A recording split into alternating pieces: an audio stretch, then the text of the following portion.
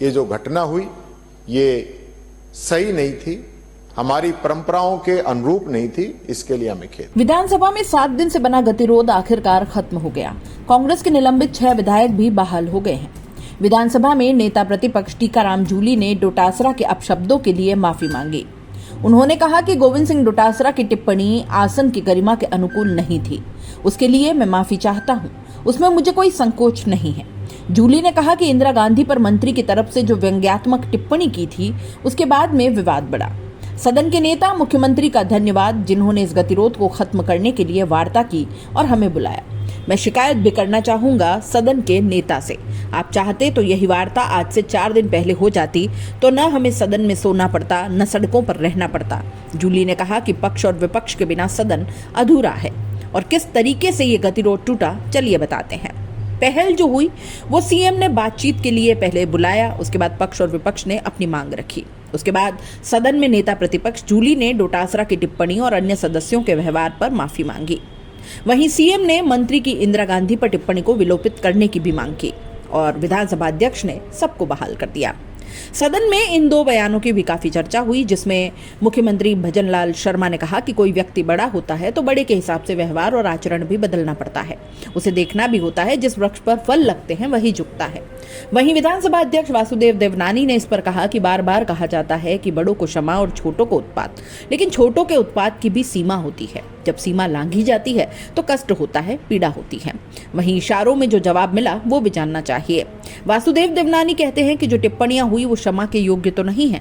कई लोग कहते हैं कि व्यक्तिगत बातचीत में मैं सब कुछ करने को तैयार हूं, लेकिन सार्वजनिक नहीं। सार्वजनिक रूप से आप आलोचना करो और अंदर आकर आप हाथ जोड़ो, ये नहीं चलेगा।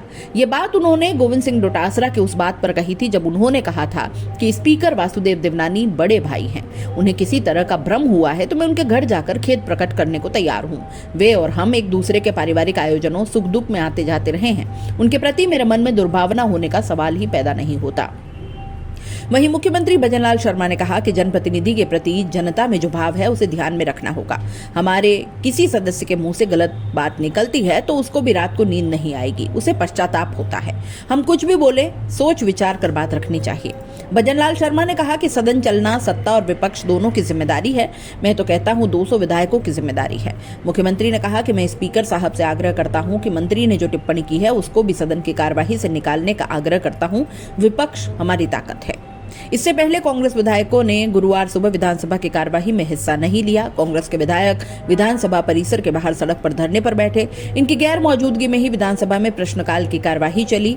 विधानसभा के बाहर नेता प्रतिपक्ष टीकाराम जूली ने कहा कि जो गतिरोध सत्ता पक्ष बनाना चाहता है वो बन रहा है।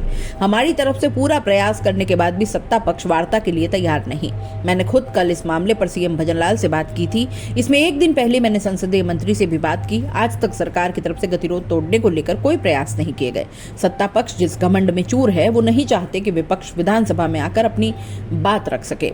कांग्रेस प्रदेशाध्यक्ष गोविंद सिंह डोटासरा ने भी कहा कि पानी, बिजली, स्वास्थ्य, शिक्षा के मुद्दे भाजपा की प्राथमिकता में नहीं है, इसलिए ये चर्चा नहीं करना चाहिए। मुझे 5 साल के लिए टर्मिनेट कर दो, लेकिन सदन चलने दो। मैंने तो खेद भी प्रकट कर दिया। मीडिया की बातों को आधार बनाकर सदन चलाया जाएगा, अपमानित किया जाएगा तो ये ठीक नहीं है। उस टिप्पणी को हटाइए, मंत्री खेद प्रकट करें। अगर अध्यक्ष को तकलीफ हुई है तो मैं खेद व्यक्त कर चुका हूं। अध्यक्ष ईगो रखने वाले व्यक्ति हैं। कांग्रेस विधायकों ने धरने के दौरान ही समानांतर विधानसभा भी लगाई। कांग्रेस विधायक घनश्याम मेहर को स्पीकर का रोल दिया गया। जिस तरह विधानसभा की कार्यवाही चलती है उसी तर्ज पर विधायकों ने सवाल भी पूछे, हंगामा भी किया और यहां तक कि तंज भी कस डाले। डोटासरा जी की वजह से जो वो आसन तक आए या उन्होंने कोई टिप्पणी की, उनकी तरफ से हमें खेद है, उनकी तरफ से माफी चाहते। कोई भी वक्तव्य हम कहें